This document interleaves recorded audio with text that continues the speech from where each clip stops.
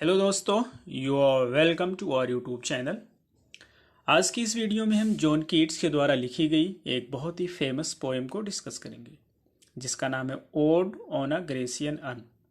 इस पोएम में total 5 stanza हैं। स्टार्टिंग के फर्स्ट और सेकंड स्टेंजा को हमने फर्स्ट पार्ट में डिस्कस किया है। यदि आप उस वीडियो को देखना चाहें तो लिंक डिस्क्रिप्शन बॉक्स में है, वहाँ से आप फर्स्ट पार्ट को देख सकते हैं। आज की इस वीडियो में हम बाकी के 3 स्टेंजा को डिस्कस करेंगे। तो चलिए हम शुरू करते हैं अपनी आज की इस वीडियो को। Ah happy happy boughs that cannot shed your leaves nor ever bid the spring are due.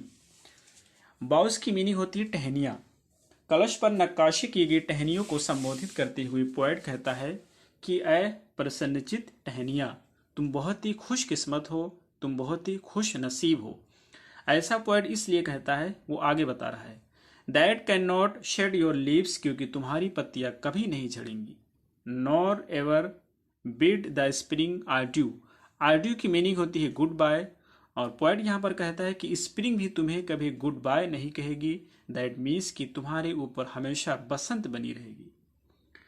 आगे पोएट कहता है एन हैप्पी मेलोडिस्ट अनवेरिड। फिर वो म्यूजिशियंस को संबोधित करते हुए कहता है कि प्रसन्नचित म्यूजिशियन, तुम भी बहुत ही खुश नसीब हो, तुम भी बहुत ही खुशकिस्मत हो। अनवेरिड, क्योंकि तुम कभी नहीं थकोगे।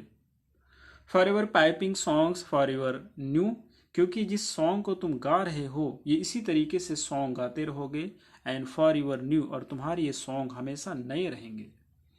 More happy love, more happy happy love.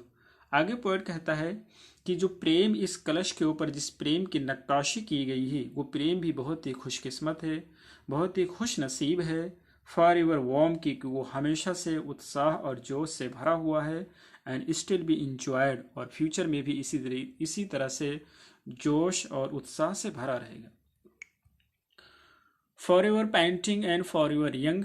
और पेंटिंग की बेसिकली मीनिंग होती है हाफना। जब कोई व्यक्ति बहुत ज़्यादा दौड़ता है उसके बाद में हाफने लगता है, तो पोएट कहता है कि जो लोग पीछा कर रहे हैं इन लड़कियों का, वो इसी तरीके से पेंटिंग करते रहेंगे, पीछा करते रहेंगे, पेंटिंग करते रहेंगे। एंड फॉर एवर यंग, और इसी तरीके से हमेशा यंग रहेंगे। All breathing human patience for above. Poet कहता है कि जो इंसानी प्रेम होता है उस प्रेम से, ये जो प्रेम है यानी कि जो प्रेम इस कलश के ऊपर जिस प्रेम की नक्काशी की गई है वो प्रेम इंसानी प्रेम से श्रेष्ठ है। That leaves a heart high sorrowful and cloyed. ऐसा इसलिए कहता है क्योंकि पोएट कहता है कि जो इंसानी प्रेम होता है उसकी तृप्ति हो जाती है, वो कंप्लीट हो जाता है, और जिससे दिल को नाखुशगवार गुजरता है। A burning forehead and a parching tongue. और माथा जलने लगता है और गला सूख जाता है, यानी कि जिससे दिल को जो इंसानी प्रेम होता है उसकी तृप्ति हो जाती है, दिल को ना खुशगवार गुजरता है और माथा जलने लगता है और गला सूख जाता है।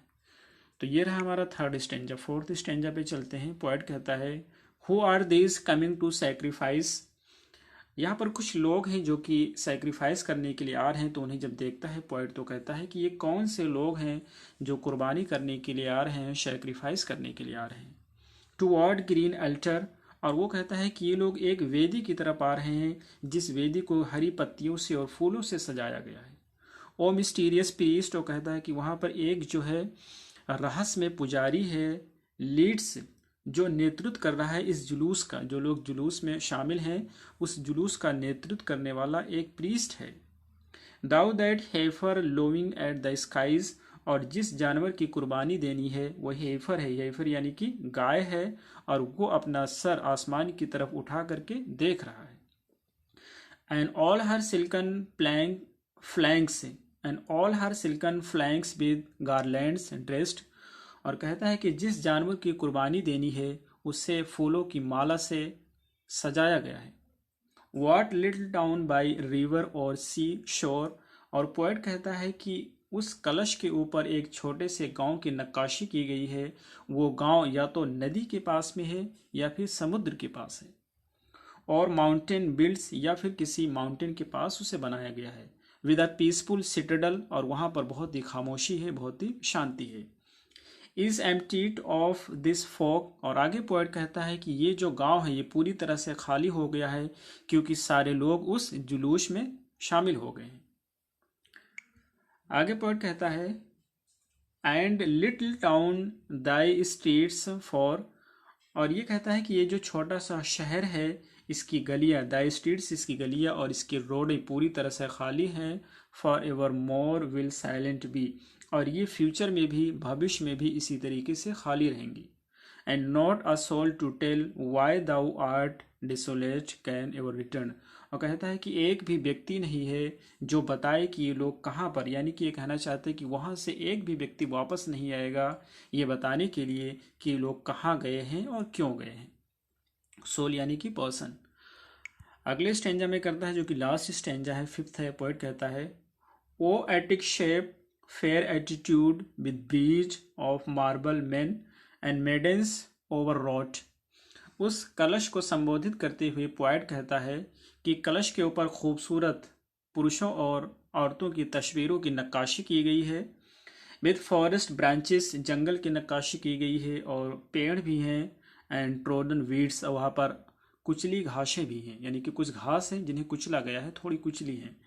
दाउ silent form dost tease us out of thought. Poet कहता है कि तुम्हारी जो ये खामोशी है, साइलेंट फॉर्म यानी कि कलश से कहता है कि तुम्हारी जो ये खामोशी है, tease us out of thought, ये हमारे मस्तिष्क को सोचने के लिए मजबूर करती है, परेशान करती है। एज दोथ इटर्निटी, ऐसा प्रतीत होता है या ऐसा लगता है जैसे कि तुम हमेशा रहोगे। कोल्ड पास्टरल, और ये वो कलश को कहता है कोल्ड पास्टरल कह के संबोधित करता है। आगे पोएट कहता है कि when old age shall this generation waste. कहता है कि जब ये जनरेशन यानी कि ओल्ड एज के लोग मर जाएंगे, दैट मीन्स कि जब ये जनरेशन खत्म हो जाएगी, दाउ शैल रिमेन, तुम तब भी बाकी रहोगे, यानी कि जब यंग जनरेशन आ जाएगी तो उस फ्यूचर में भी तुम बाकी रहोगे। ये कलश कहता है in midst of other woe than ours a friend to man to whom thou say'st. और कहता है कि तुम उन लोग के दुख और तकलीफ में शामिल होगे और उन्हें यानी कि उन लोगों को जो है यंग जनरेशन को फ्रेंडशिप का संदेश दे रहे होगे। आगे उस कलश पॉइंट कहता है कि beauty is truth, truth beauty that is all. कहता है खूबसूरती ही सच्चाई है और सच्चाई ही खूबसूरती है और यही सब कुछ है। ये नो ऑन अर्थ, और ये चीज़ तुम्हें तो पता है, एंड ऑल ये नीड टू नो, लेकिन सभी लोगों को ये जानने की ज़रूरत है। तो ये रही हमारी आज की पोएम। हमें उम्मीद है आपको समझ आई होगी। फिर मिलते हैं अगली वीडियो में। Till then take care, have a good time.